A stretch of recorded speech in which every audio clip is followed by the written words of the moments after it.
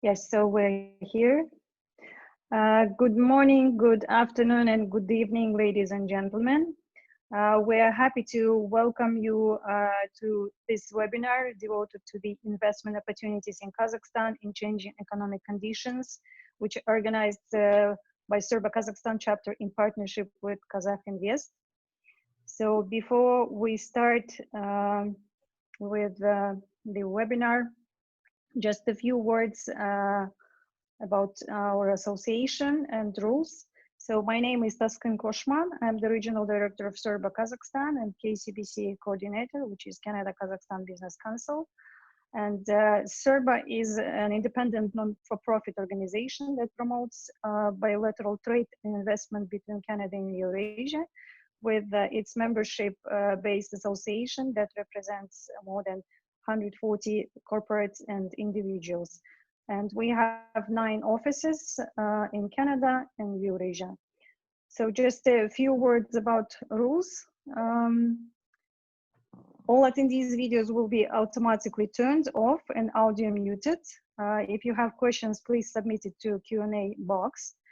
Provide us with your name, last name, company name before you submit your questions.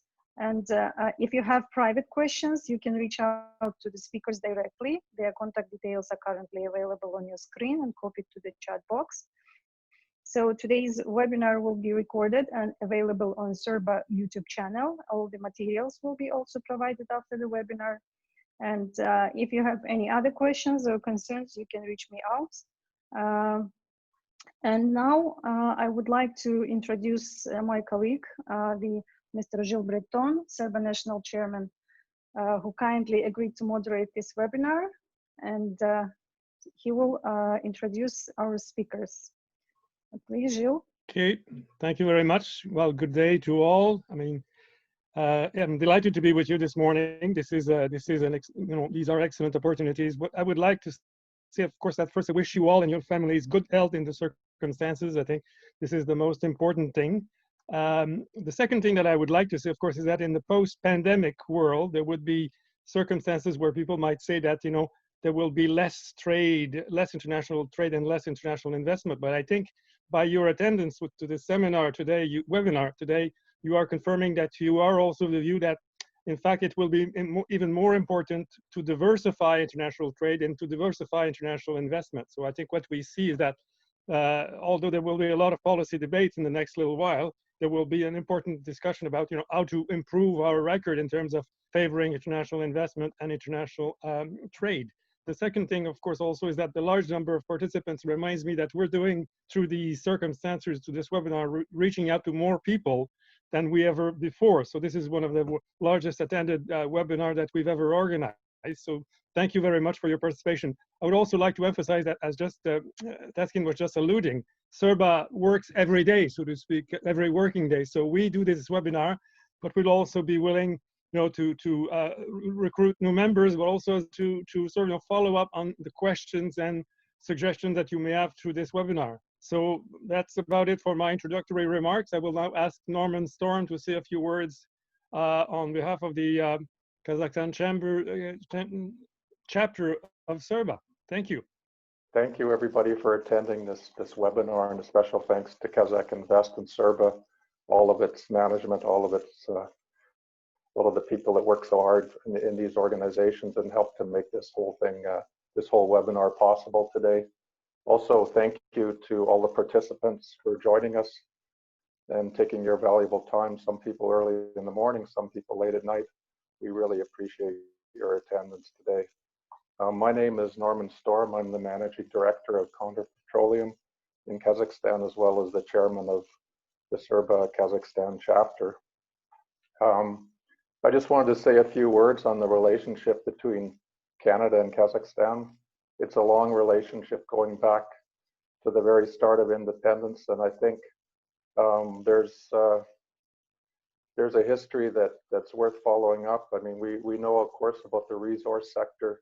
We know about oil and gas. We know about mining. We know about agriculture, but there's also very many other opportunities available in Kazakhstan, and I think it behooves us as Canadians and also as Kazakhs to continue to work together to basically bring these two great countries that share so many common goals and common geographies and sort of business possibilities to help make that happen. And I just wanted to say that obviously we know about some of the early successes in the oil and gas sector with hurricane hydrocarbons, with Nations Energy. We also know about agriculture with the farm machinery trade. One of the first successes, I think, in the bilateral cooperation between Kazakhstan and Canada was actually in research and development related to agriculture, specifically with the development of wheat that would work well in Kazakhstan given the similar climates and growing conditions. So there's been a long cooperation in the scientific sector as well as, of course, in the business sector between the companies. I think the other thing that's worth mentioning is where Kazakhstan is located. It's obviously sitting, it's the largest totally landlocked country, but that doesn't mean there's no opportunities in the region. It sits next to some of the world's largest markets. If we look at Kazakhstan as part of the Eurasian Economic Union, which has 173 million members. It's also borders on China with 1.4 billion people population. And of course, Central Asia itself, which is a market of 73 million people. So it's sitting close to a lot of markets. It has a lot to offer. And I think we've seen the government itself continuing to try and develop the potential that it has. There's been numerous special economic zones created throughout the country, and they're situated in regions with a focus on certain sectors. But I think our colleagues at KAZAKH INVEST will probably speak in more detail on this, but certainly all sectors of the economy are covered, and these special economic zones offer incentives as far as providing land, utilities, road services, and things like that, which saves the potential investor quite a bit of money in the setup of their businesses, but also obviously there's some large tax incentives. Just to talk a little bit about the company that I work for, Condor Petroleum. We've been working in Kazakhstan now for over 14 years, and we've been a significant investor in the economy with more than $200 million invested to date.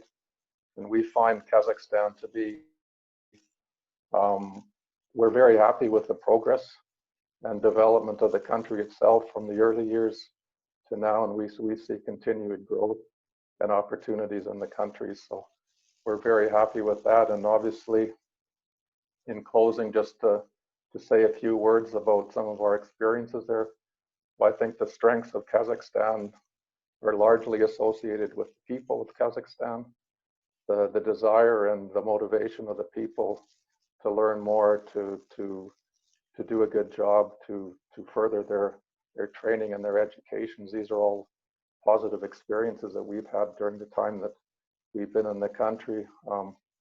They're very open to mentorship, to learning from working with companies and having a chance to have international experience and on the job experiences. So there's not so many negative things to say about the country, obviously. If I want to start nitpicking, I could say the one comment that we make often is just the overall level of the bureaucracy. Sometimes it can be a bit painful and slow to get approvals, and you seem to be waiting sometimes for things to happen. But this is really one of the few things. I mean, we have in conclusion, we have a tried and true. We have a legal system that works. We have excellent infrastructure, roads, railways, power grids, and as I said earlier, a very good location and a motivated government who really would like to work with foreigners, has a good track record of working with foreigners, and is really open and hospitable to people and the country to welcoming foreign direct investment into the country. So that's, Gilles, that's what I'll hand it over to you now. Thank you. Well, thank you very much, Norman. So basically, thank you for that very useful and interesting presentation. Our first formal speaker is Mr. Zhandos. Okay, oh, yes, start my video. Sorry. Okay, this is taking a second. So our first speaker will be the advisor to the chairman of KAZAKH INVEST, Mr. Zhandos Temirgali. So I will ask him to start his presentation right away. Thank you, Mr. Breton. Good morning, good afternoon, and good evening to everyone. The positive outcome during these challenging times is that we're able to gather from all over the world. It is great to have you all today. Special thanks to Canada Eurasia Business Association, the co-organizer of this event, that provided the venue for this webinar.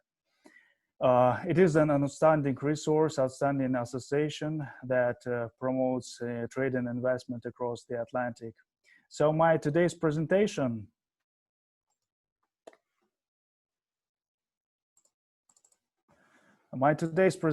includes an introduction to a current state of affairs and the investment opportunities of Kazakhstan in various sectors. Let me see 1 second.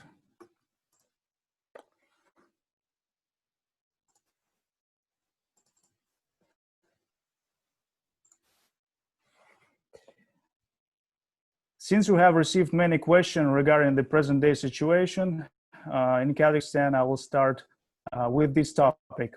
As you well know, the global pandemics affected the entire world economy. Here, it's important to realize that this crisis has an exogenic nature. In other words, was caused by the outside factor, namely the coronavirus. Unlike in a 2008 crisis that revealed deep defects of the financial system, currently we are faced with a sharp decline in consumer demand, hopefully for a short-term period. Kazakhstan, like the rest of the world, is experiencing similar ideal storm. However, the economy is doing relatively well so far. If we take such parameter as short-term economic indicator, you can observe that the decline is actually not significant. In this graph, you can see the results of January-April 2020 in comparison with the same indexes in 2019. The previous year was pretty positive for the Kazakh economy. And in 2020, the year has inherited the same dynamic pace. But the lockdown has surely affected it temporarily. So the Ministry of National Economy has considered the 6 basic industries such as agriculture, heavy industrial production, construction, trade and transport, storage, as well as communication. Out of these industries, you can see a certain decline in transport, trade, and construction. And as we can definitely tell, this was caused by imposing the restrictions on trading centers, restaurants, transportation. Comparing to the rest of the world, this decrease is mild. And here, we must highlight the measures taken by the government in order to mitigate the effects of the crisis. Well, first of all, the country introduced an early lockdown on March 16th. This has helped to flatten the epidemic's curve. So far, we have over 7,200 people infected and only 35 deaths, so it's less than 0.5%. These figures are significantly lower than in most of the countries of a similar size. Secondly, the government has allocated 3.5 trillion Kazakhstan tenge from the National Reserve, which is around $8.2 billion, funding the various measures in order to fight the outcomes of the pandemics. Thirdly, more than 700,000 companies and individual entrepreneurs have received tax incentives during the lockdown, which helped them to save about $2.4 billion. The social assistance included deferral of payments of loans and utilities that was granted to 1.6 billion citizens. Moreover, 4,250,000 citizens received a direct financial assistance. I personally do believe in helicopter money. Another aspect that we should strive to broader and higher this parameter. In general, the amount of funds aimed at supporting citizens and business amounted to almost 6 trillion tenge, or $14 billion. And just 2 days ago, the government approved comprehensive plans to restore economic growth until the end of this year, which includes tax incentives, expansion of loans issuance, measures to develop infrastructure, domestic production, entrepreneurship support, and employment preservation. Therefore, every cloud has a silver lining, and this crisis allowed to rethink and reallocate the government spending and injecting the substantial funds to the economy. I think that is a silver lining. As a whole, the pandemics, together with the decline of oil prices, reinvents the diversification of Kazakh economy towards the high added value industries. And this is facilitated by the existing investment climate and infrastructure that we have managed to build during the last decades. As you know, Kazakhstan is the 9th largest country in the world, the size of Western Europe or 4 states like Texas, situated in the middle of the Eurasian region, between Europe, China, Middle East, and other surrounding regions. In Central Asia, the economy of Kazakhstan is larger than all other economies combined. Kazakhstan has direct access to the markets of more than 500 million consumers, including the countries of Central Asia, Western China, and the countries of Caspian Basin.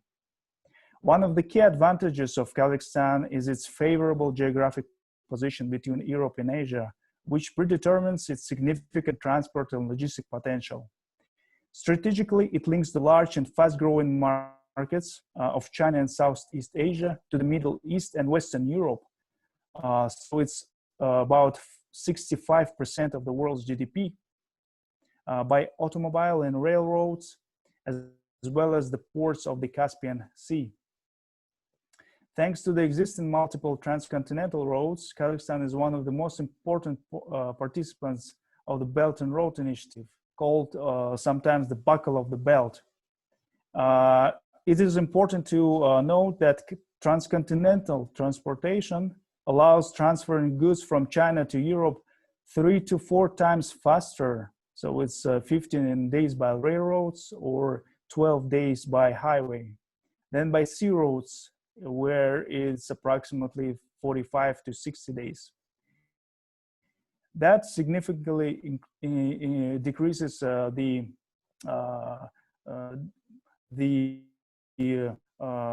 outcomes of the higher cost, but the opportunity cost is much higher. Kazakhstan pays great attention to increasing volumes of transit traffic between China and European Union. One of the infrastructure moments on the border with China, a modern dry port has been built, functioning under special economic zone Horgos East Gate. The dry port is connected to Western Europe, Western China highway, modern railway service, and the port of infrastructure of the Caspian Sea form a single large logistics hub that efficiently distributes the cargo flow today in the middle of Eurasia. So Kazakhstan government has made good steps in order to improve infrastructure. There is a governmental program, Nurluzhol, where 300,000 kilometers of freeways built and 1.4 thousand kilometers of new railway are commissioned. So Kazakhstan is a major transit hub between Europe and Asia, East and the West. And sometimes we call it like we are in the middle of 2 oceans. Since we are a landlocked country, we are between the 2 oceans of Europe and Asia. So why Kazakhstan? The investors should consider before entering Kazakhstan, you need to make sure that you can source a skilled and educated labor force locally. And Kazakhstan has the highest literacy rate in the region, and most citizens are bilingual. Almost all schools teach English as the main foreign language. There are notable scholarship programs like Bolshak, where thousands of local students are having the chance to study abroad.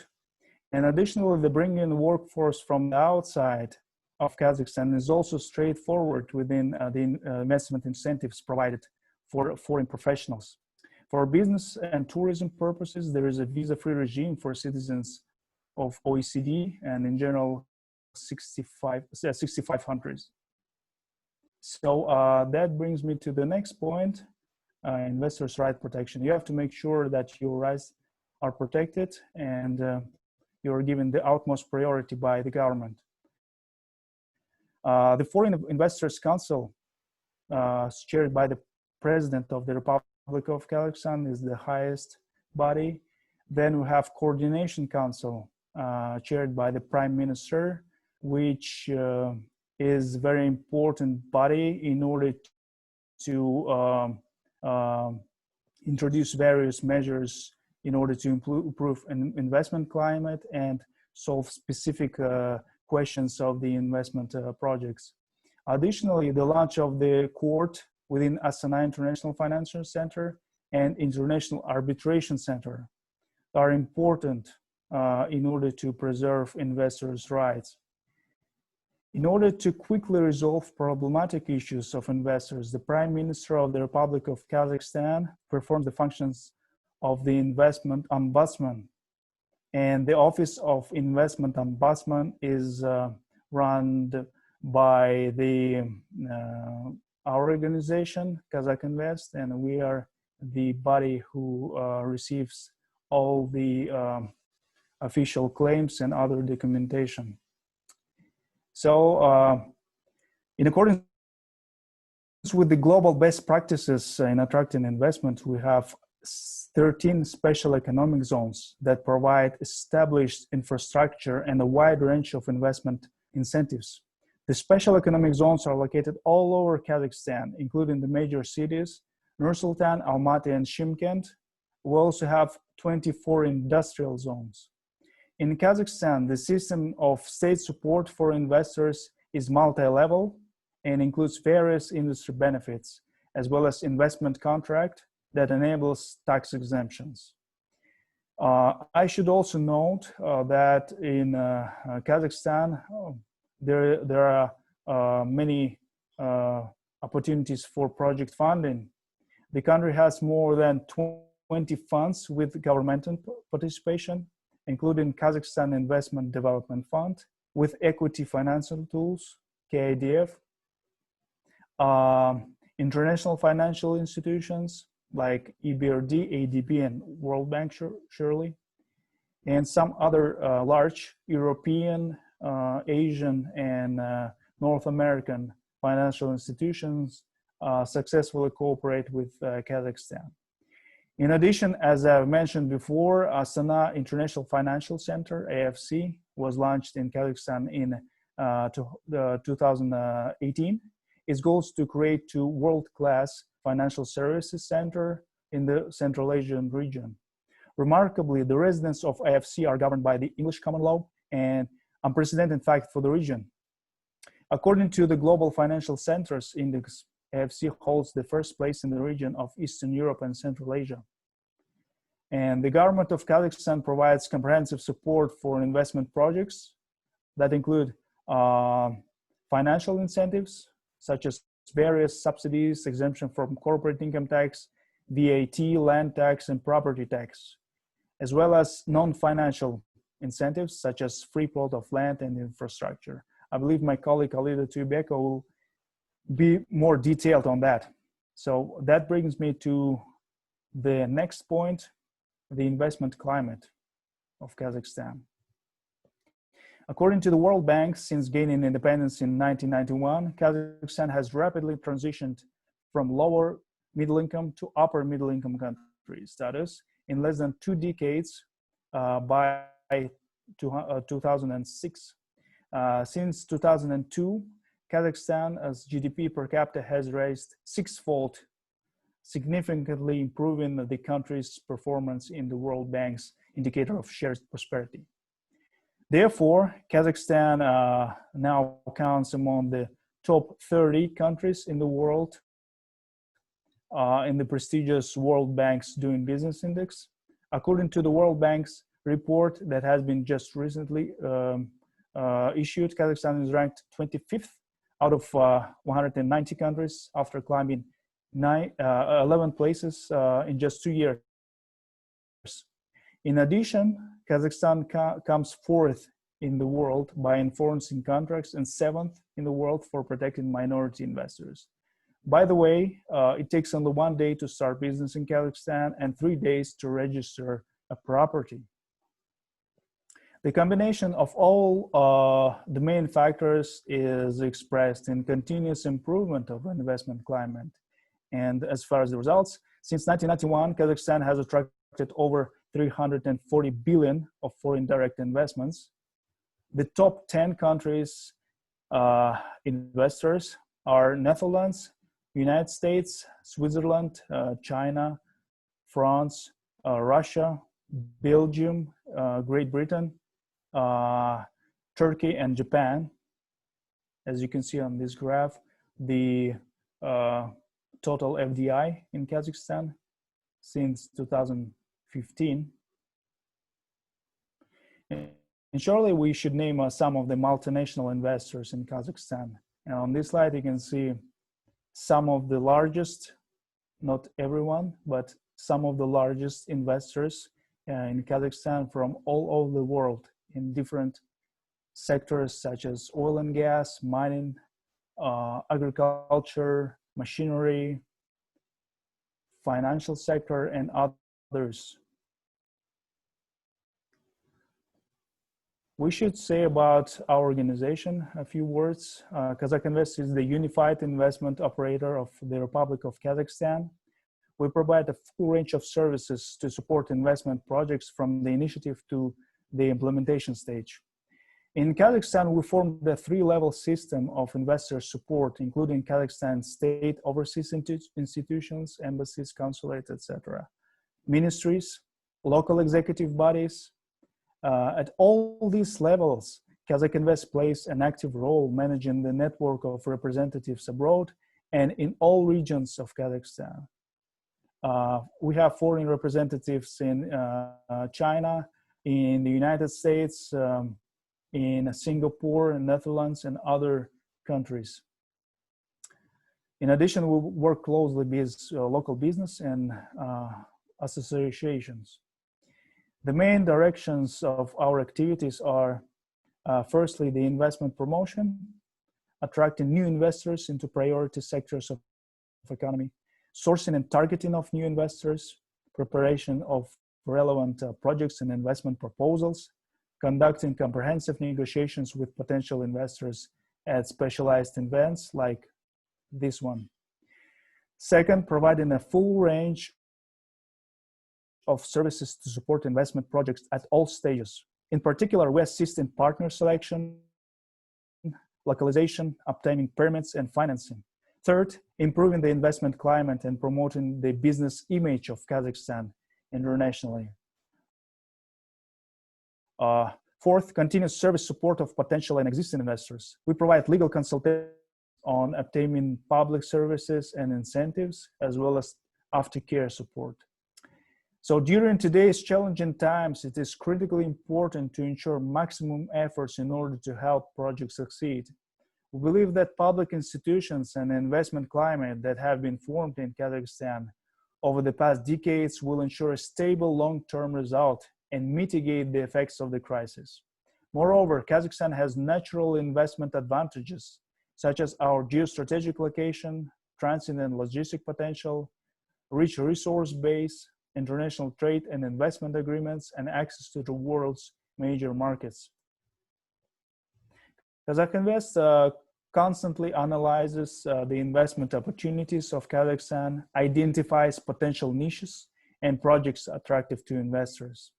Today, we're ready to offer specific projects in various sectors, together with our full support to the investors. In particular, Kazakh Invest has prepared more than 100 investment proposals in such sectors as agribusiness, mining, metallurgy, petrochemical industry, mechanical engineering, tourism, and other sectors. The system of state support for investors is multi-level and includes various industry benefits that we will discuss later. So the first one goes the petrochemical industry. As you well know, Kazakhstan is a major energy supplier on the world market. Last year, we produced about 32 billion tons of oil equivalent, most of them for exports. On this slide, you can see the newest as well as the potential projects in petrochemical industry, such as production of polyethylene, polypropylene, methanol, lubricants, and other projects all over the country. And among them, I would like to especially highlight the following ones.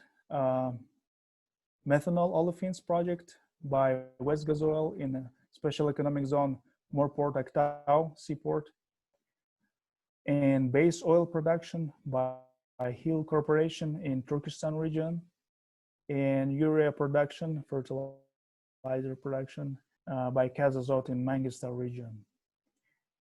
Regarding all this project, you can contact us directly and we could share information with you.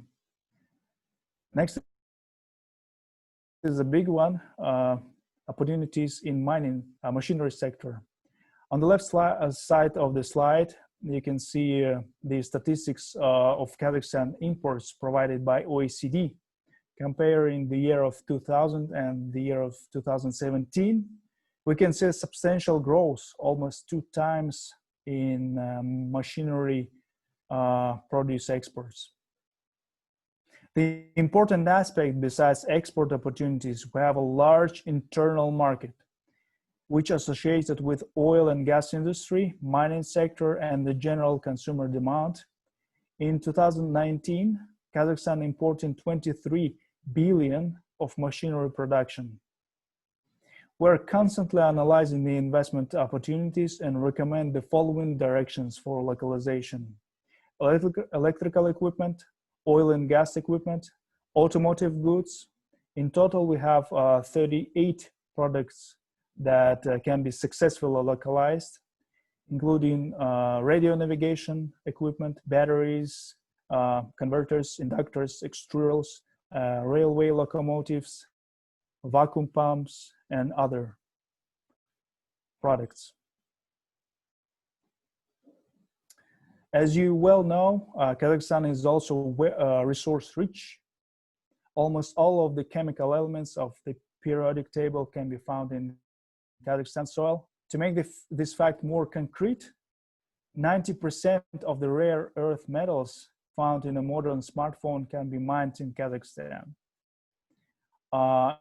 If compared with world reserves, Kazakhstan ranks first in terms of global reserves of chrome ores, second in terms of uranium and silver, third confirmed reserves of lead and manganese ores, fourth for confirmed reserves of zinc, fifth in terms of proven reserves of iron ore.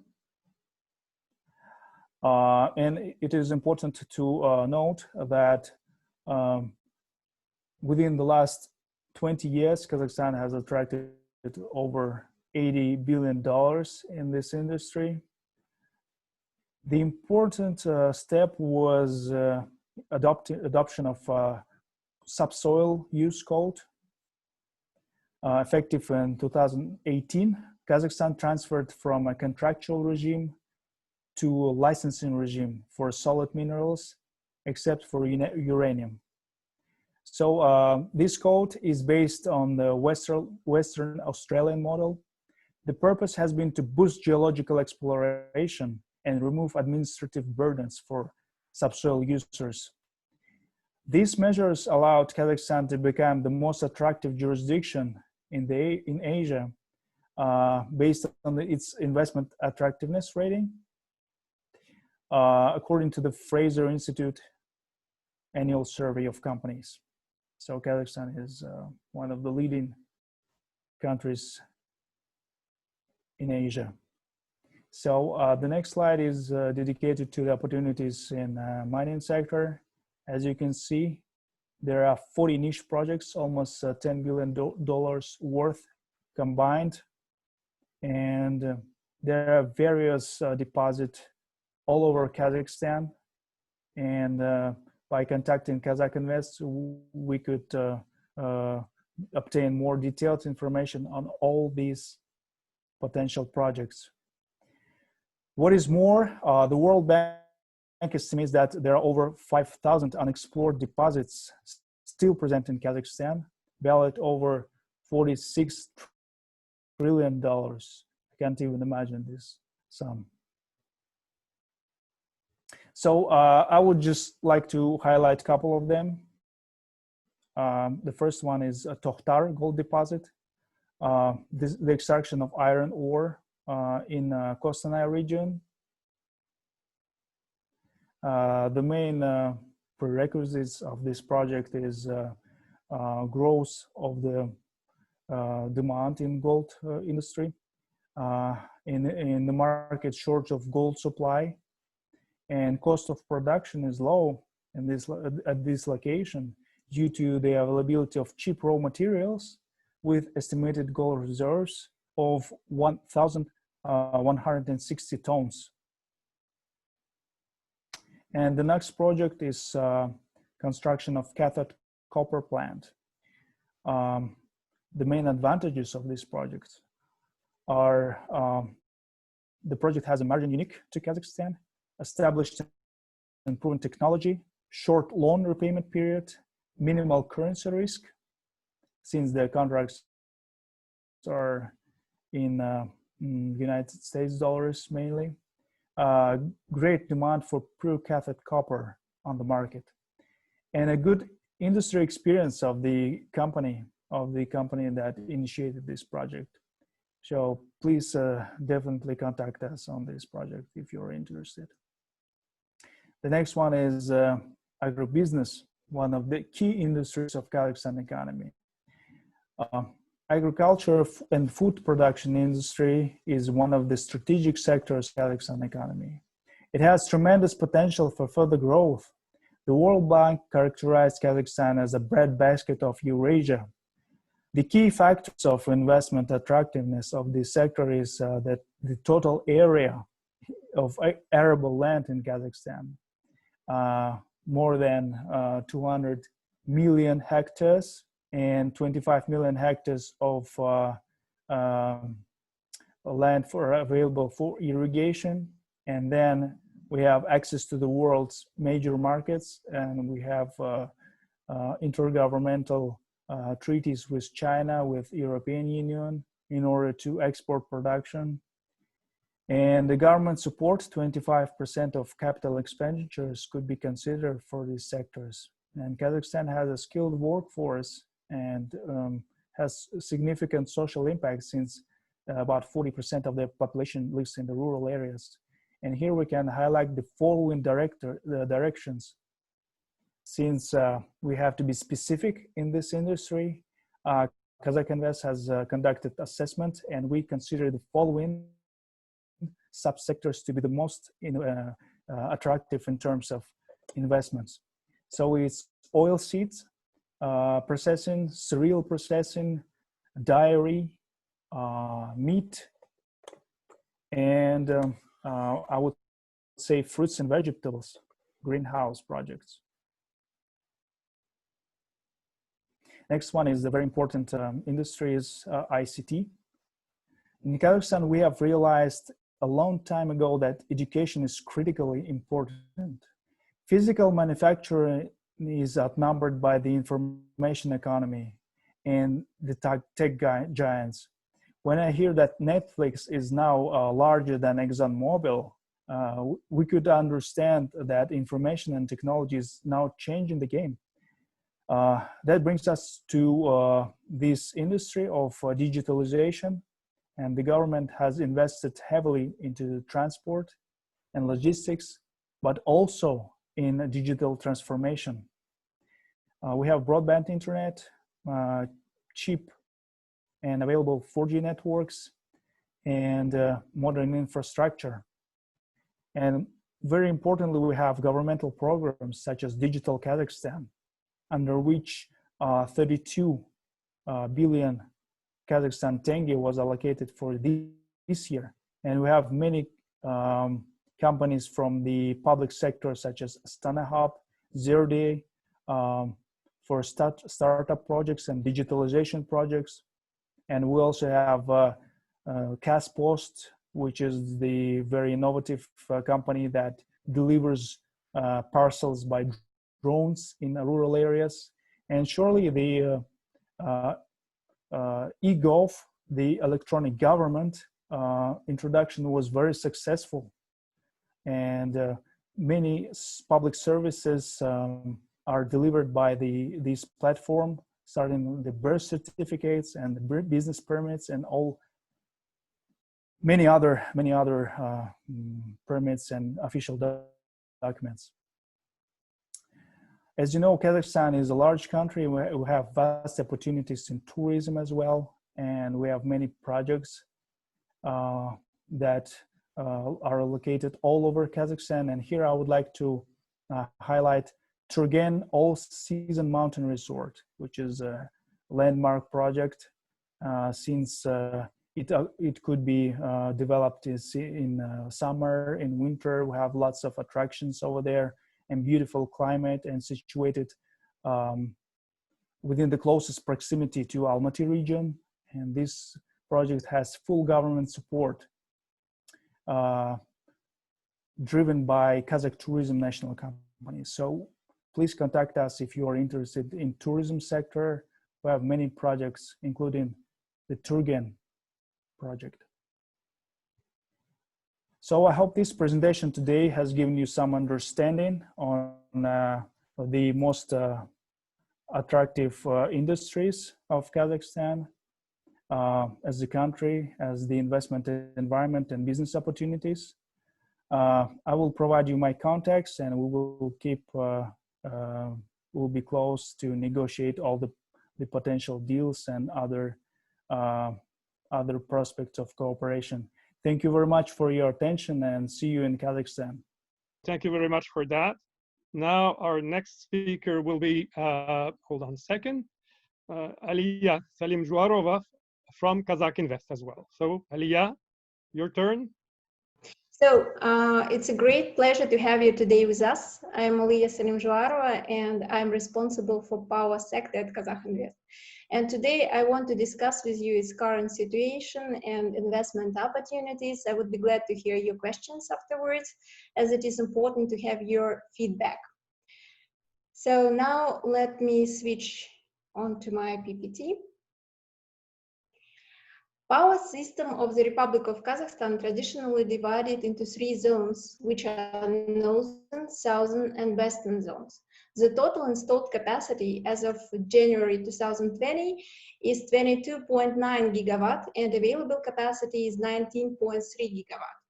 In accordance with the data provided by Kazakhstan Electricity Grid Operator Company, as per 1st of January, energy production reached more than 106 billion of kilowatt hour, while energy consumption was at a level more than 105 billion kilowatt hours. In 2019, the main demand for electricity in the Republic of Kazakhstan was covered by traditional thermal power station, which accounted for 81% of the total generation in the country. Hydroelectric power stations in the country in 2019 accounted for 9%, and gas turbine power plants provided almost 9% of the total electricity generation. Now I would suggest discuss the changes that happened in our legislation in the period of 2019-2020. First, starting from January 1st, 2019, the capacity market was introduced in Kazakhstan. The first auction was held on December 5th, 2018.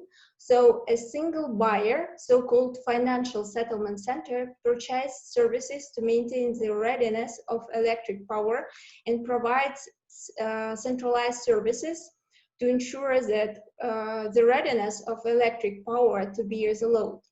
Consumers pay for the services to ensure that to ensure that electric power is ready to carry the load and at the same average price for all. Thus, the capacity market will allow distributing expenses evenly among all consumers of the country.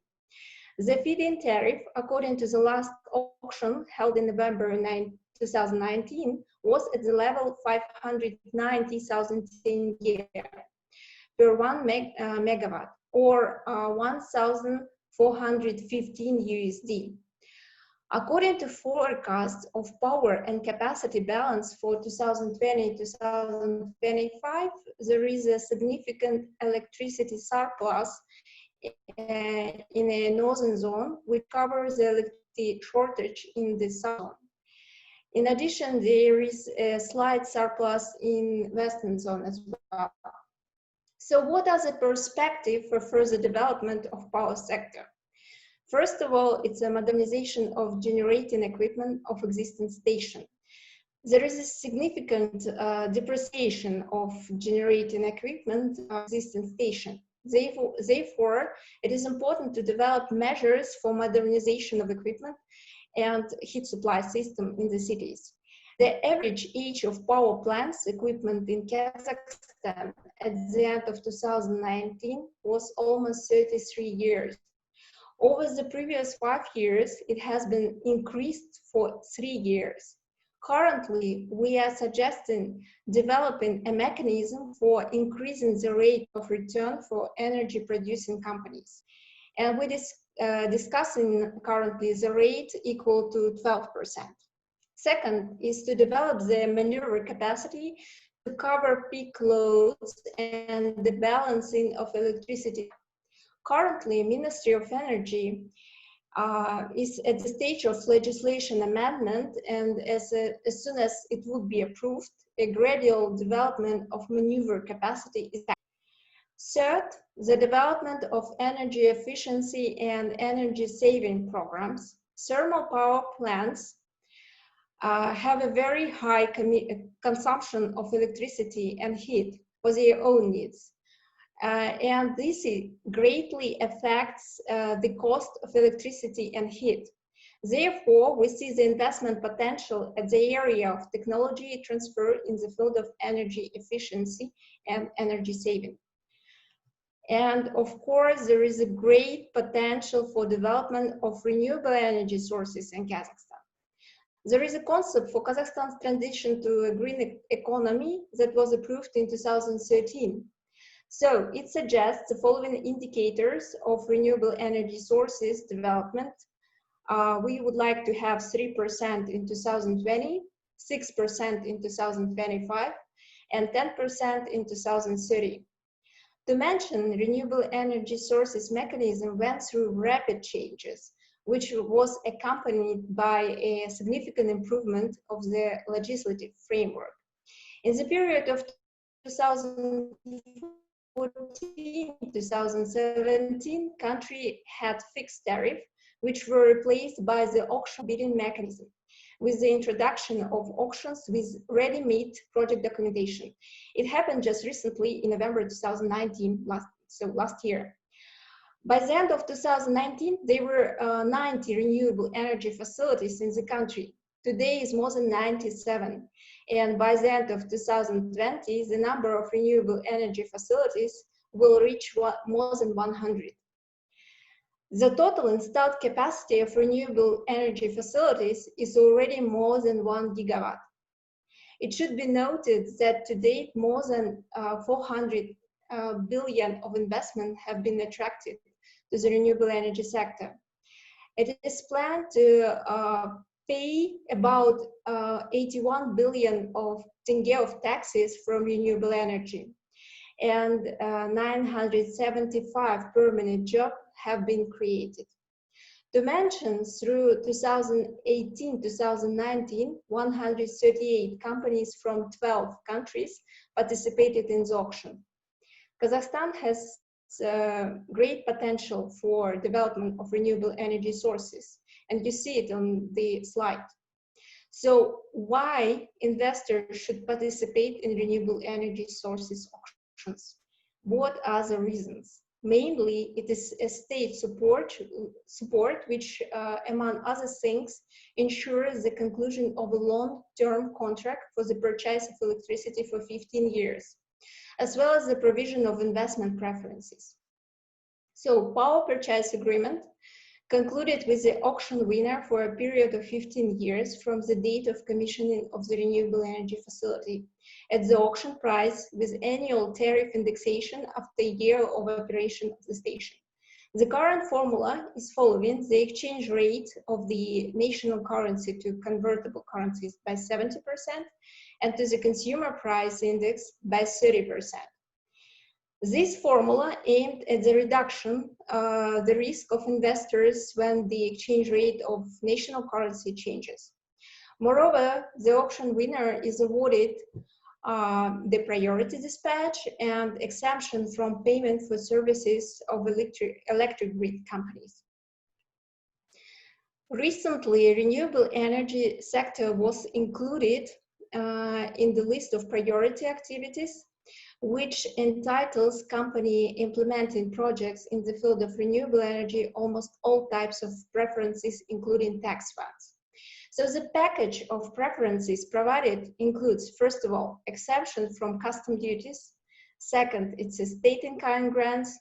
And of course, third, which is the majorest and the most important, is tax preferences for creation of new power plant, CPN for 10 years and land tax for 10 years and property tax for 8 years. Also, I would like to note that a relatively new direction for our country is the disposal of solid household waste with generation of electricity, or so-called waste to energy. Currently, the legislative framework for the development of this mechanism is being formed. In turn, our company actively working to find international technologies acceptable to Kazakhstan for the implementation of waste to energy, and we are looking for a reliable investment partner for the project in this industry. The aim of the project is to construct up to 6 waste to energy plants in the main cities as Nur-Sultan, Shymkent, Almaty, Taras, Atyrau, and Aktobe for municipal solid waste incineration with electricity generation.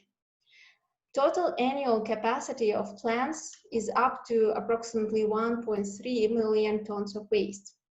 It is a new project for our country and for the region as a whole. And it would help, we believe that it would help us to construct a kind of a new concept of waste. So to ensure the investment attractiveness of the sector, the state is considering favorable amendments to legislation, which is going to be completed by September 2020. The state will initiate an auction mechanism to select a strategic investor, and the auction winner will sign a 15-year power purchase agreement to supply the electricity generation from waste to the grid at a special so-called green feed-in tariff. The Ministry of Ecology will set an upper tariff value, and the auction participants will submit bids based on their proposed tariffs. To mention, the state will also ensure a stable supply of municipal solid waste to the plants, which is the most important thing because you always need to have waste to generate electricity. So that was a very short overview about the power sector of Kazakh Invest. Thank you for your attention. We'll be glad to hear your comments or questions. Thank you so much. Okay, thank you very much. Hold on a second. We're just trying to, thank you very much, Aliyah. So the questions are coming through right now on the Q&A list. So we'll get to the questions later on. Right now, we will pass to the next presentation, which is from Alida Tuyebekova from KAZAKH INVEST as well. So please, Alida, over to you.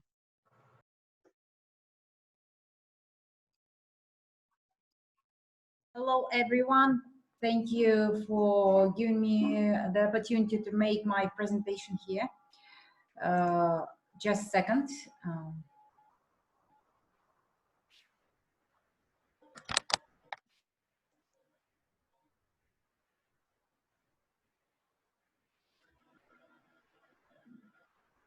Hello.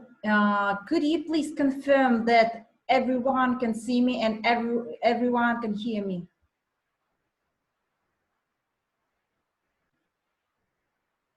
Hello. Yes, I can. The moderator can see you. I can't answer for all, but I think if I can see and hear you, I would suspect that yes, because you know, before some people were complaining as to the image and the sound of the presentation. That's why I'm worrying, but I can see everyone, and I also saw all presentation very clearly, and it was nice. Okay, many thanks for this event, and I'm very happy just to share maybe my experience and just to gain more knowledge from you. And I'm quite sure that in future we will collaborate more closely. And I'm delighted to see my colleagues from the investment promotion agencies, and I'm very happy to hear that quite a lot of people joined to listen and to know more about our companies and interaction between CERBA and KAZAKH INVEST. And I'll try to be very short and interesting for you, and hope in future I will be approached by a lot of Canadian investors after my presentation. So my department is in charge of facilitation and aftercare services.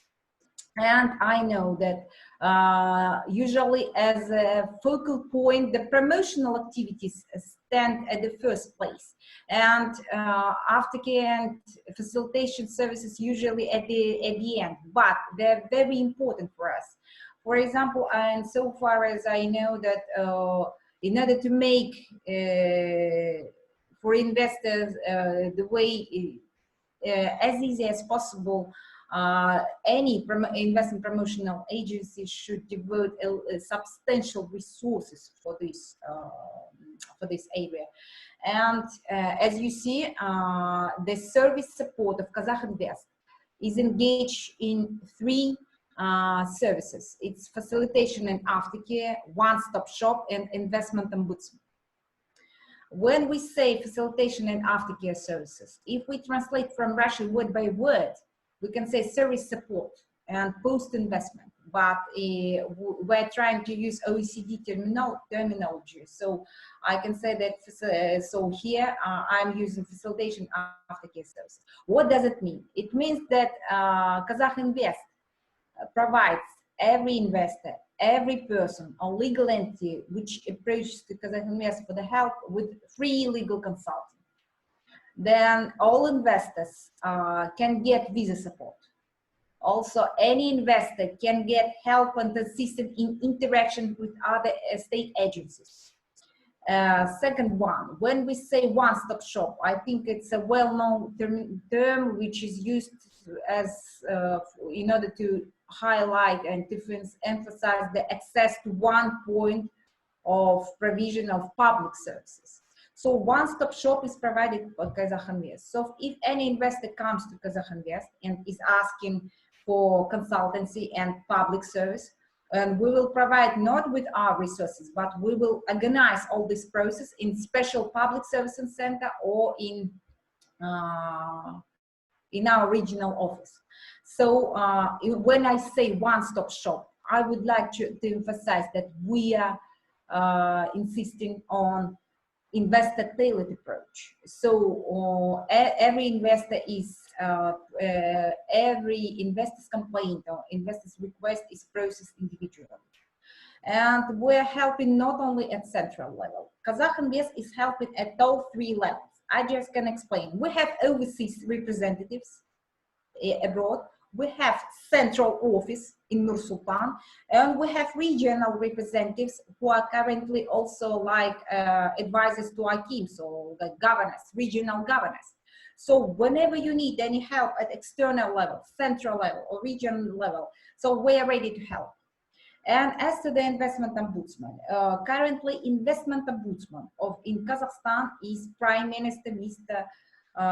Is our Prime Minister, and we are providing the platform for working investment ombudsman together with the investment committee. What does it mean? It means that we are the first instance to see and to process the complaints of investor, to see and process the request of investor, and we're trying to do to use special dispute prevention mechanism. So we're trying to make it. We're trying just to do our best not to go to the court, but if we cannot help at our level, we're just submitting further the complaint of investor to the Prime Minister office. And as you see from my presentation, for example, last year, we succeeded in this area, I mean, in protection of investors, and we successfully settled 70 complaints. And also we have a hotline service, so it works 24 hours in 3 languages, Kazakh, Russian, and English. And also we are ready just to help in any area. For example, sometimes investor need not only legal advice, sometimes investor needs some expert advice. So in this case, we will organize the interaction between the investor and state agency. And as to the investment incentives, I think I know that the package of investment incentives vary from country to country.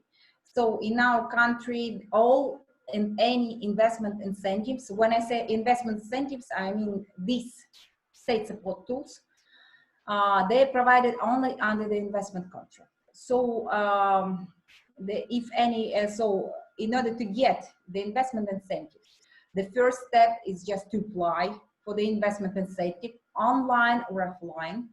And when I say offline, it's just through public service centers. And online, it's through the special website.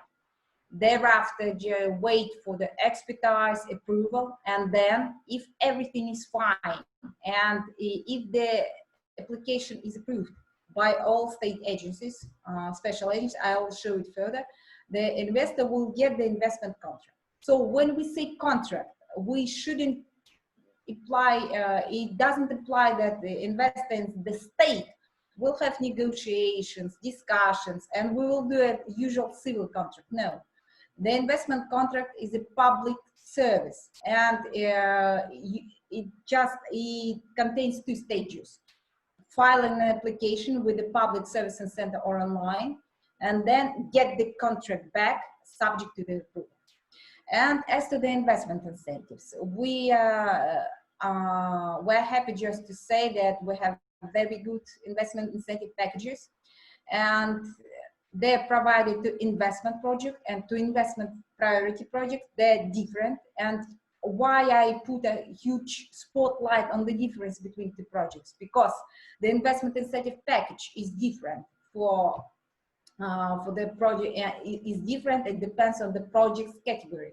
So if the project of an investor falls under the investment project, the investor will be provided with the VAT-free input for the 5 years, with the duty-free input, custom duty-free input, I mean, and state income grant.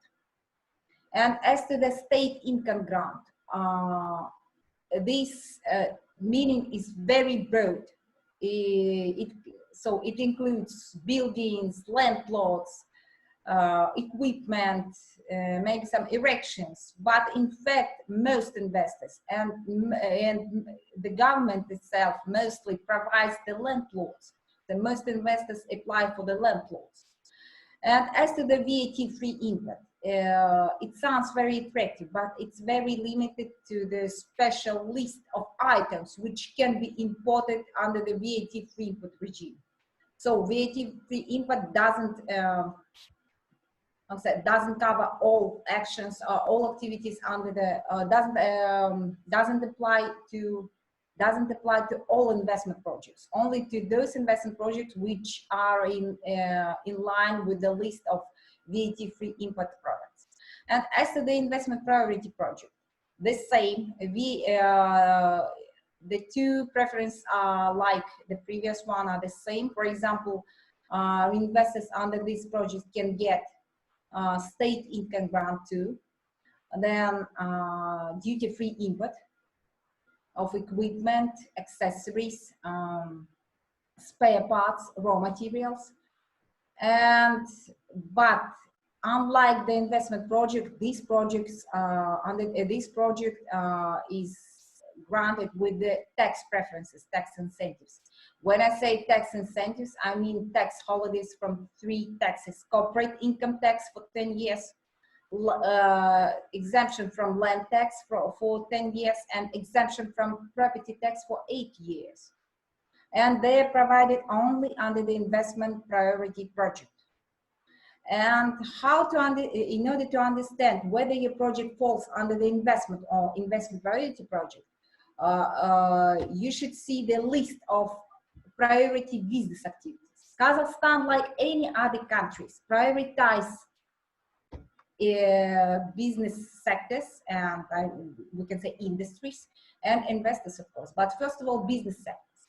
All priority business activities are listed in the special governmental decree. So the first step, the investor should check the list of business activities and find the relevant business activity for its project. And the investment priority project is the most attractive, has the most attractive state support tools, but they're available only under the satisfaction of certain conditions. For example, when the investor is applying for tax preference and all these preference for the investment priority project, the investor should prove that the investment volume of his project will be not less than nearly 13 million and $500. It's for, and this triggering amount is set for the setup of new production plants. So if an investor is planning to build something, fabrics, plant, shop, the investment and is asking for the investment incentives, he should prove that the volume of the investments volume will be not less than triggering amount. If the investor doesn't want just to build anything, and if his intention is just to expand and renew the existing production plants, you know, Kazakhstan has a lot of active production plants, and some of them just can be renewed and refurbished, and new production can be started. So if there are no plans just to build and set up something new and you just renew to expand, the investments volume, the investments amount should be not less than nearly $32 million. And so you see, in this case, the investor, in case of expansion, in case of renewal of existing production plants, the investor can get only exemption from corporate income tax for 3 years. So investment incentives are quite different. It depends on the category, first category of the investment project, and depends on the volume. So, and we're here, Kazakh Invest, I mean, state service support department is always ready just to help to consult, to help to file the application and to fill in the application, because the filling in is a very complicated project. The investor usually, in order to file in the application, all figures, all schemes, and the plan, future business plan should be very clearly set out there. And the third category is special investment project. Usually we're not concentrating and we do not put a huge spotlight on special investment project. I can explain why. The first two categories of project are focused on potential investment project, potential investors. As to the special investment project, it's targeted at, not targeted, it was created for the existing special categories of legal entities. For example, this special investment project, it's a project developed by a member of special economic zone or owner of free custom zone stock, and a legal entity which has an agreement with the Kazakhstani government on industrial assembly of motor vehicles. There are only few ones. So that's what, and also the special investment project is not under our responsibility. It's under the responsibility for another ministry. And you know, KAZAKH INVEST is acting as the, together with the investment committee of foreign ministry. So we're not like independent, we're a governmental agency, investment promotion governmental agency acting under the Ministry of Foreign Affairs. And special investment project is the project of Ministry of Industry. And what else? Next slide, I see. And as you see, it's what all data which I've given before are set out in this slide. And first of all, the investor should be a Kazakhstani legal entity, registered Kazakhstani legal entity, no branch, no rep office, no overseas entity, but Kazakhstani registered legal entity. Second one, if investor applies for investment incentives under the investment project, there are no criteria requirement for the amount of investment. But if investor is asking for the investment incentives under the investment priority project, the first requirement is investment volume, as I said, and the investment volume varies from setup of new production plants and renewal of existing production plants. Second one, the investor shouldn't have in the shareholders list any governmental or quasi-state, like quasi-governmental entity. So there shouldn't be any state shareholding in the shareholder list of this investor. Second one, when investor applies for the investment priority, for the incentive under the investment priority project, the investor should prove that no public funds, state budget funds, were used or will be used for the financing or for the guarantees. Also, the companies which are involved in public partnership agreements cannot apply for the investment priority project. And the third one, the legal entity shouldn't carry out any activity on the territory of special economic zone. So we have a very strict requirements for the investment priority project and very minimal one for the investment project. And the application, when I say application for the investment incentive is a standard one. And it's always publicly available in our legal database. Also, if anyone experiences some difficulties with downloading, with filling in, or with understanding of application, this person or entity can always contact KAZAKH INVEST State Support Service, and we have a hotline working service for this. And we also have very good experts for filling in and for consulting in 3 languages. And as to the special investment project, as I told before, it's only for the specific special, like so-called categories of legal entities.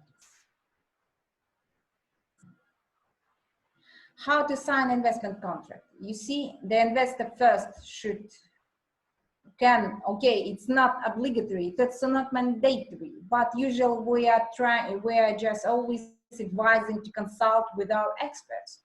The investor can approach KAZAKH INVEST, then applies for the investment incentive to the investments committee online or offline through public service centers, and just wait for the result of state expertise. And as you see, When we say state expertise, it means that the application will be further submitted to the state agencies, Ministry of Finances, Ministry of Agriculture, and also Ministry of Economy, National Economy. And only when the Investments Committee gets the approval of all these state agencies, the application can be said is approved. So when the approval is obtained, the Investments Committee should prepare investment contract and register this. And usually the investment contract is also model one, like a standard. It's just a sample, not sample, like a template. Only the closest to investment incentives is different, but it's all, any investor here has the same investment contract with the same conditions. And thereafter, the investor is handed in the investment contract back. And what else? Usually it takes nearly, I think nearly 1.5 months or even more. It depends on the state expertise. And I'm just happy to listen, to hear every day that investors are very grateful, and they are writing to us their thanks for filling in the application form and for the consulting. And that's all as to the process. I'm ready and delighted just to help to understand the process again, to answer to all your questions. Okay, thank you very much, Alida. So now we will proceed with questions. I have a large number of questions, and I think we have a few minutes to deal with them. The first question would be well, of course, it's somewhat pandemic related. We understand that Kazakhstan will be investing large sums of money in its public health sector. So could you say a few words about that? And my own question to add, medical equipment and pharmaceuticals, or is there some interest in that? Okay. So, any three of you can try to answer that as you like it. So the public health and sort of pharmaceutical and medical equipment sectors. And so I've told already that Kazakhstan, like any other country, prioritize sectors, business sectors and industries for investing. And I definitely know that pharmaceutical, chemical industry, medical services, medical equipment, they emit the prioritized business sectors. I'm quite sure, and this priority business sectors list is available also in English, but it's not updated. So whenever you need, we can show it this. Okay, so we had a question actually from a few people on that account, so yeah, we can follow up with you as necessary. Yes, please. Can I add to this? Yeah, well, definitely we have several projects in these industries. And as Alida mentioned, these industries are one of the priority industries defined by the government. And we have potential projects for that. And as far as trade and supplies, yes, surely when the pandemics just struck everyone, barely one was very much ready.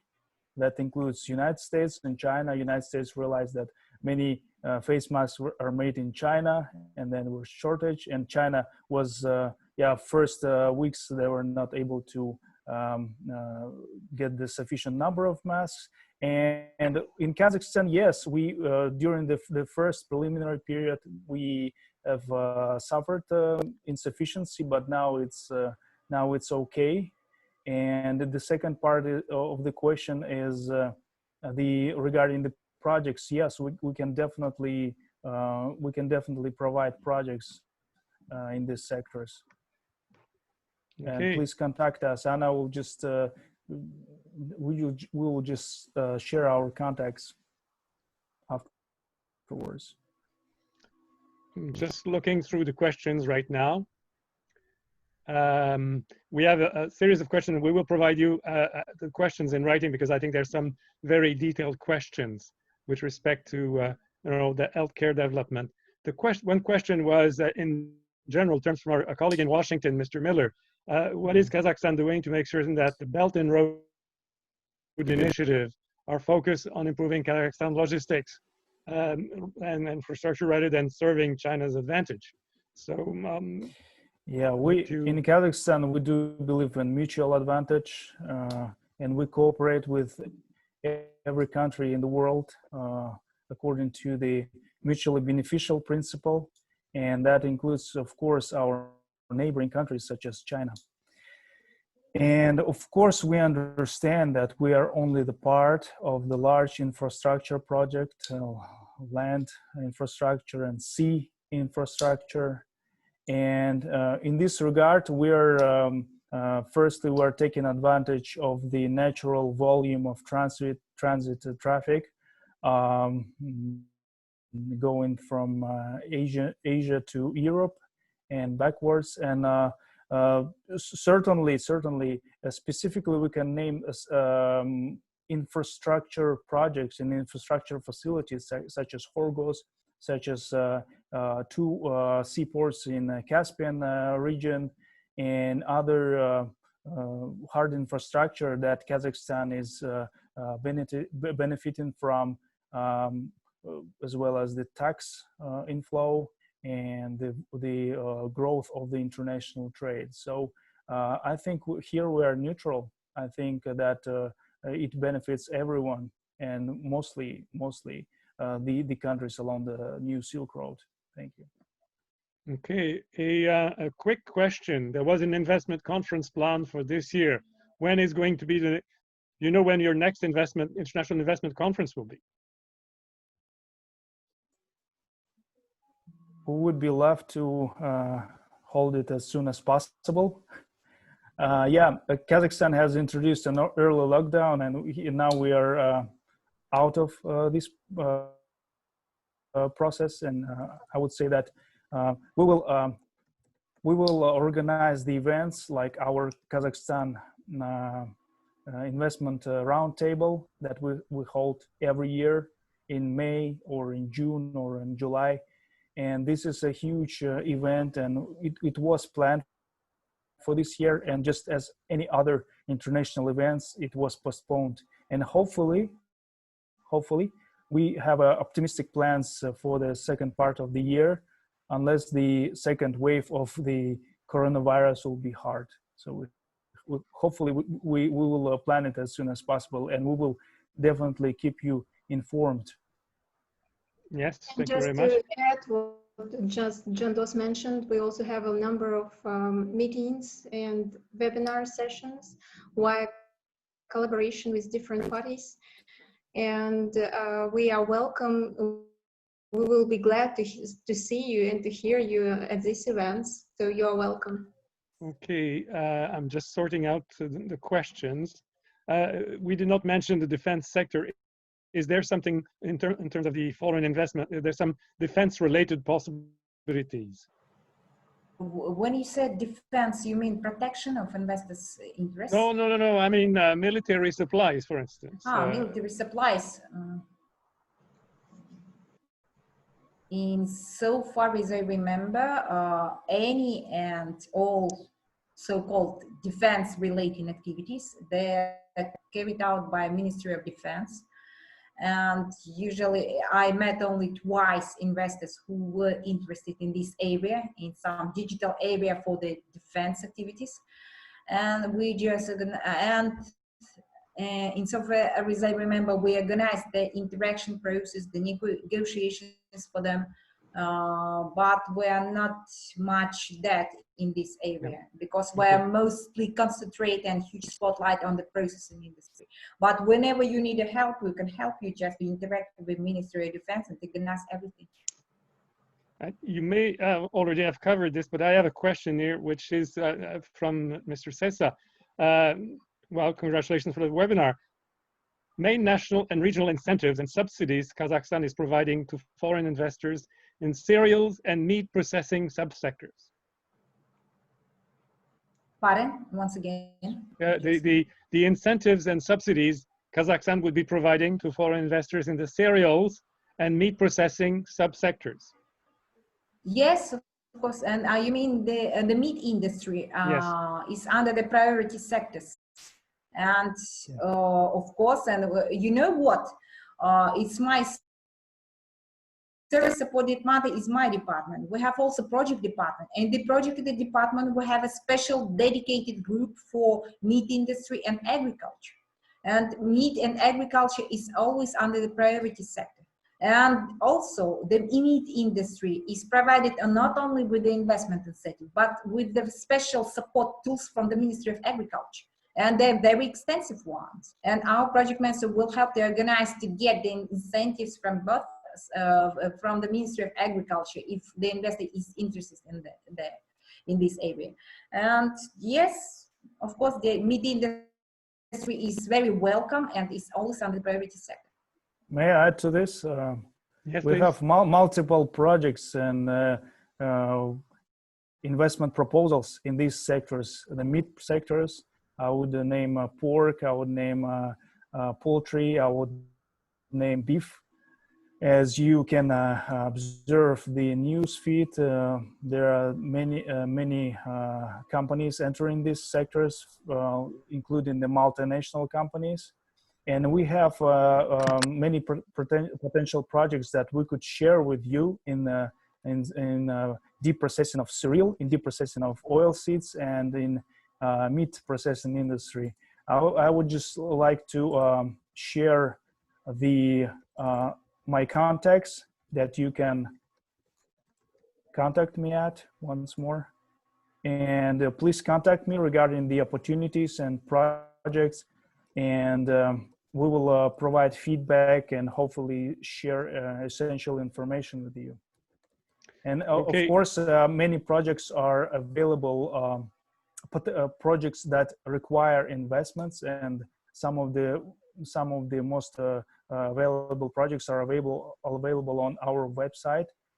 It's invest.gov.kz, so please enter, you can download it right away. But anyways, we will provide it for you upon your request.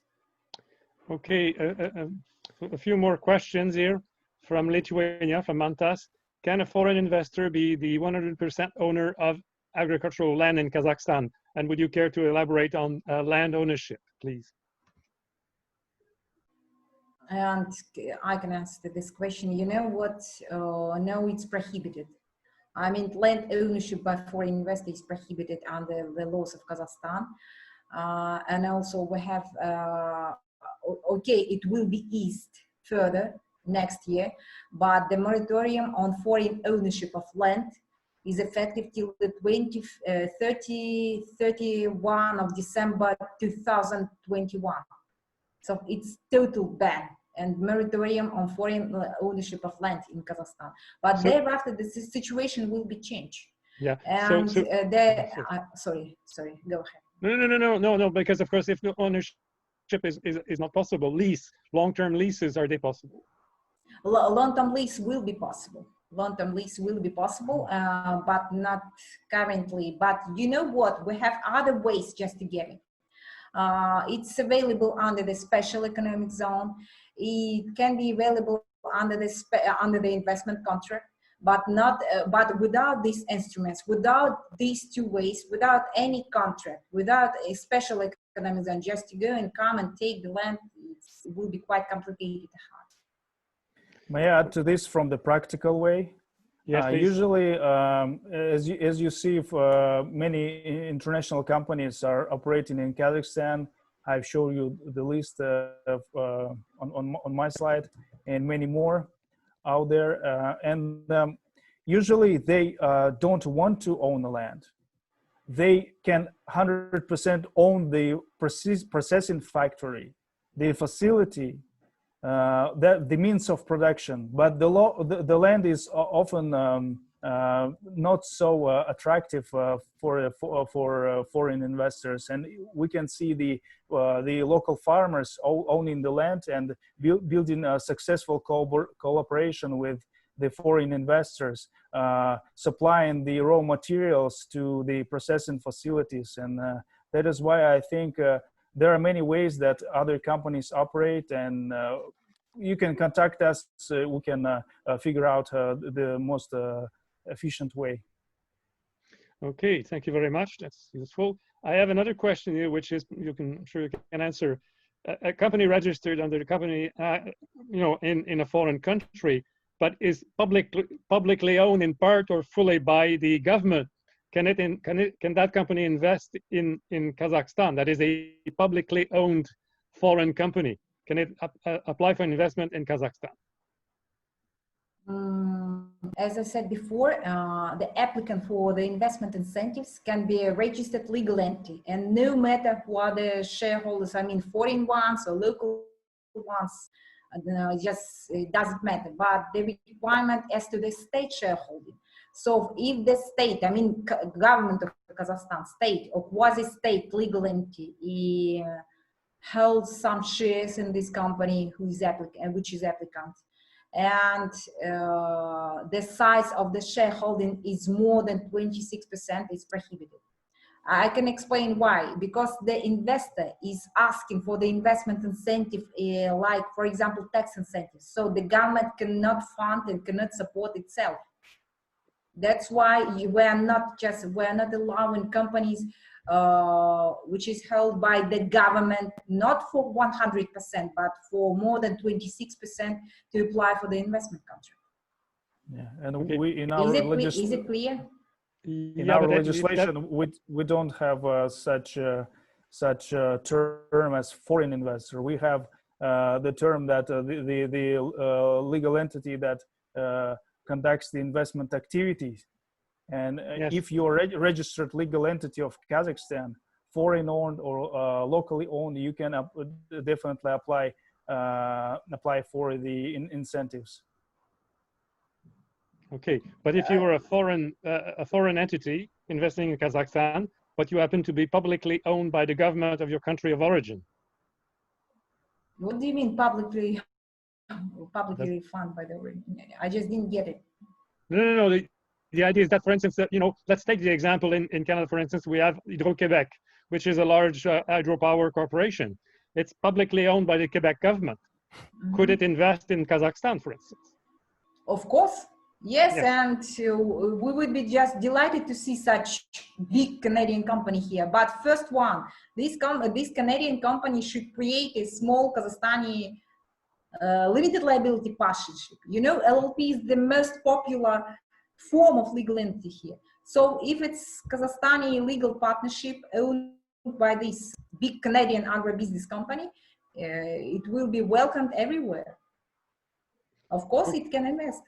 Yeah, but through the Kazakhstani legal registered companies, so-called dotted company in Kazakhstan. We now have 10 minutes left for questions and answers. I have a few more questions. We will not be able to go through everything, but we'll make sure that those questions that are not answered, during the webinar are made available to you. Now, a quick question about satellite and aviation industry. We'd like to say a few words about that, because we have, of course, in Canada, a great deal of interest in especially aviation industry. Aviation industry is one of the priority sector as the machinery industry, and we have several ongoing projects in this industry, and we have also potential projects for this industry. But surely, when considering implementation of projects in Kazakhstan, you have to study the market, and we do have such market studies, and we have actually the companies from I would say such countries as the United States, UK, and Canada that are trying to implement projects in Kazakhstan currently. And the main thing here is the market condition. You just have to know your customer. You just have to know the market. And Kazakhstan has investment treaties with other countries in the region, as we've mentioned before, Eurasian Economic Union, and we've mentioned before bilateral treaties with other countries, the potential market. But here, the market is the key. These industries are a priority, and the government is entitled to provide special attention to the large strategic projects. And many projects from this industry are such ones. Okay, very good. Another question, very quick. What about the education sector? Or higher education sector, I would say. Yeah, if I may answer. Yes, by all means. With regard to education, yeah, education sector, it's quite popular for us, and it's very important for us. We have a great deep in education sector, and we already have some programs which are looking for investments. So in this regard, we would be glad to know your investment opportunities in this. So we will be glad to provide you with investment opportunities in this field, because we do have the shortage of schools. We do have a shortage in dormitories, and now we have a program which is initiated in collaboration with Ministry of Education, and we would like to make these projects in near future. So we will be glad to provide more information on it. Okay, thank you very much. Yes, as I said, they're very specific questions. We have a specific question from all people from the Embassy of Canada in Kazakhstan. They're asking a question about the project that was proposed last year between KAZAKH INVEST and Tyson Meat Plant. Is that project on? Is that the project that was affected by the COVID-19 situation? Yeah, I think you're talking about the projects of Tyson Foods. Yes, indeed. For construction of meat processing plant. Yeah, I think according to our information, this project is on, and it was supported by KAZAKH INVEST from the early stages, from the initiative stage and all the way to the organization of the visits to Kazakhstan. We were deeply engaged in this process, and last year in December, with the participation of the Prime Minister, the investment document was signed, and during all these times we have worked on these documents and all the legal issues regarding this project. And yeah, you just have to follow the official information. Surely the lockdown has affected the economy, and as you know, as you monitor the news from North America, it does affect the factories, meat processing plants, and it does affect business. However, if we talk about this particular project, this project is on, to be short. Okay, very specific. Two more questions, and then you get le mot de la fin. And a project right now in biotechnology. There's an interest. You know. What exactly? Yeah. Pharmaceuticals, but yes. Beyond that, biotechnology. Okay, biotechnology, what do you mean specifically in this regard? Is it machinery or in what field? I'm not sure the question. Sunita has put the question. I'm just replicating the question, but that would be not only pharmaceuticals, but pharmaceutical preparations, for instance, or biotechnological expertise, microbiology. I can add to this. We at the current moment, if we talk about these pandemics, we have received the requests on production of equipment, supplies, and the drugs for tests for COVID-19, and we have within 1 month we have worked out the potential projects in this industry. And often if we don't have a specific potential project just to show you, like on the slide and the business plan, etc., we in many cases we have companies approach us in order to help develop project in order to help in coordination with the local executive bodies, with the central government bodies. And we help a lot. And we structure the project, we structure financing, and this goes both ways. Either we initiate it or we work on the applications that comes from the company. So if you have idea or potential project, or you would like to study a particular sector in Kazakhstan and in the region, we can provide information for this, and we can provide support for any project.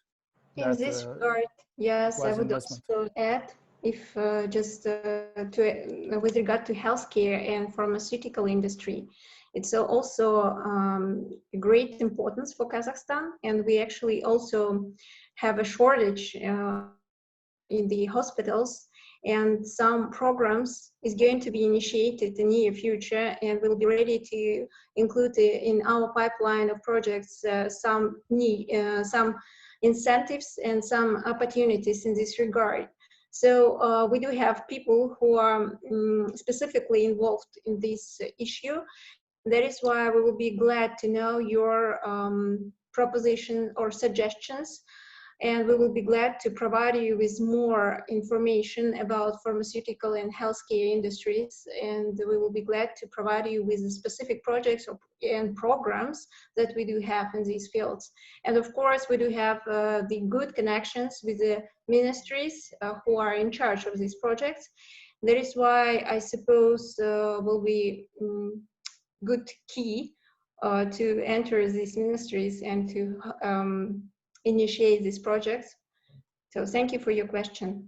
Yeah, no, thank you. And I have my final question here, which has to do with there is an interest here in Canada on this issue of renewable or renewable biofuels. Well, there is Mr. John Bannock who's put a question.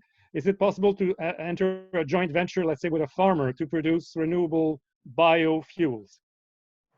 Yes, and we will be welcome to, it's a great question. Thank you very much for that. We are currently very much involved in biofuel and waste management as well. And currently in our pipeline, we are searching for right technology.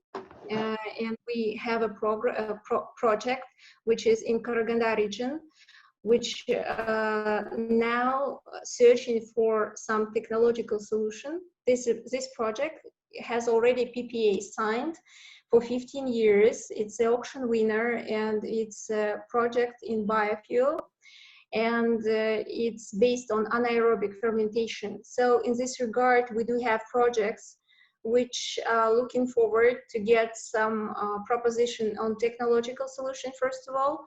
And of course, if you want to be as an equity partner, we will be glad to consider your proposition as well.